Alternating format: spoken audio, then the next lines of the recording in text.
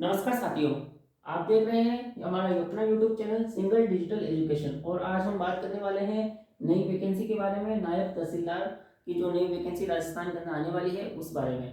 साथियों, नायब तहसीलदार भर्ती से रिलेटेड हमने पहले भी वीडियो बनाए हुए हैं। अगर आपने अभी तक वो वीडियो नहीं देखे हैं तो प्लेलिस्ट में जाके आप वो वीडियो विजिट कर सकते हैं।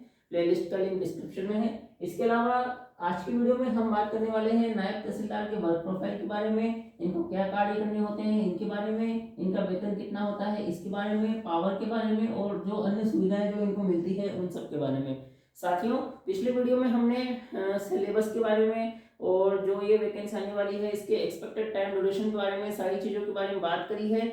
आपने अगर ये वो वीडियो नहीं देखा है तो प्लेलिस्ट में जाकर वो वीडियो जरूर देखें।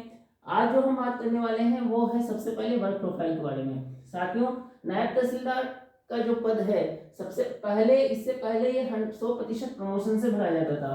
पहली बार इसके अंदर रिक्रूटमेंट हो रहा है क्योंकि जो नियम है, जो सर्विस रूल है वो चेंज हुए हैं। इसमें 50% अब प्रमोशन का क्राइटेरिया रह गया है और 50% डायरेक्ट रिक्रूटमेंट का क्राइटेरिया है। तो ये 50% सीटों के लिए लगभग 225 के आसपास के पद आने की संभावना है, जैसा कि न्यूज के अंदर आ रही है। साथियों, अभी नोटिफिकेशन नहीं आया है लेकिन भर्ती से निकलने का जो प्रोसीजर है वो स्टार्ट हो चुका है। अब जो सबसे पहले बात करते हैं वर्क प्रोफाइल के बारे में। तो साथियों, नायब तहसीलदार के नीचे की पोस्ट है। सबसे ऊपर तहसीलदार होता है। तहसीलदार जो होते हैं वो आरएएस भर्ती के थ्रू रिक्रूट होके आते हैं। इनको आरटीएस बोला जाता है और ये आरएएस भर्ती से रिक्रूट होकर आते हैं। इनके नीचे नायब तहसीलदार होता है। तो नायब तहसीलदार जितने भी जो ऑफिस के डॉक्यूमेंटेशन के कार्य है वो सारे नायब तहसीलदार के आसपास होता है। आप जो भी इम्पोर्टेंट वर्क होते हैं, तहसील ऑफिस जो होता है उसके अंदर जो भी इम्पोर्टेंट वर्क होते हैं, जो भी फाइल्स होती हैं, वो नायब तहसीलदार ही उसको तैयार करता है और नायब तहसीलदार के थ्रू ही वो प्रोसेस होती जाती है। तो नायब तहसीलदार का जो पद है वो बहुत इंपॉर्टेंट हो जाता है तहसील के जो भी ऑफिस वर्क है उसको कंप्लीट करने के लिए।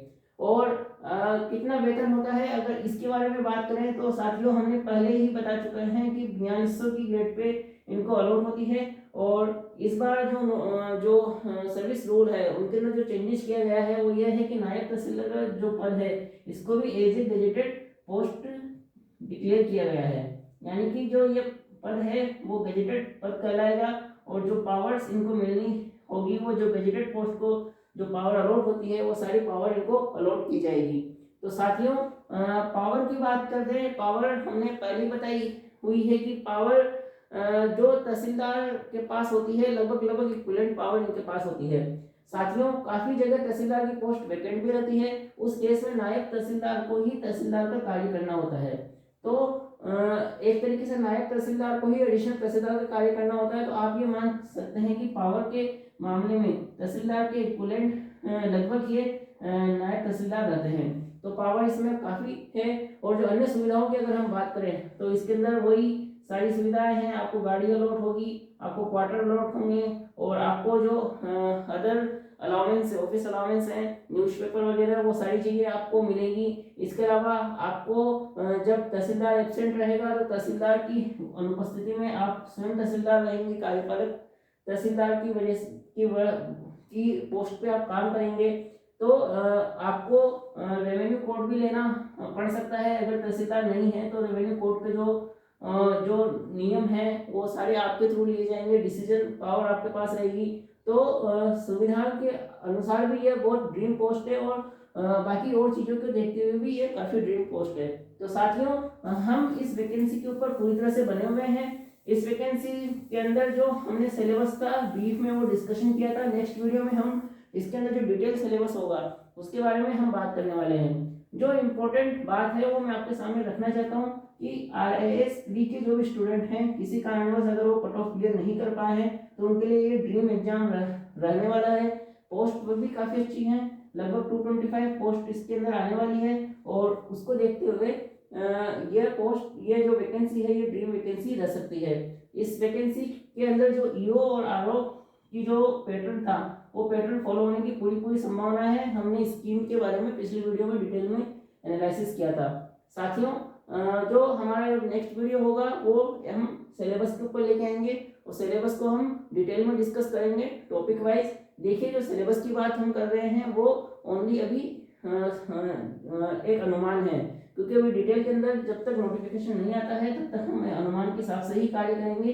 लेकिन जो अनुमान लगाना आवश्यक है, क्योंकि कंपटीशन काफ़ी अच्छा रहने वाला है और तैयारी के लिए जो समय है वो अभी से स्टार्ट करना पड़ेगा, ताकि हमारी तैयारी है वो स्ट्रॉन्ग हो सके और हम इस वैकेंसी को क्लियर कर सकें। अभी के लिए इतना ही। अगर आप लोगों के मन में कोई डाउट हो तो आप कमेंट करके जरूर बताइए। चैनल पे अगर नए विजिट कर रहे हो तो सब्सक्राइब जरूर करें, ताकि आपको जो आने वाले वीडियोस हैं उनके नोटिफिकेशन मिल सके।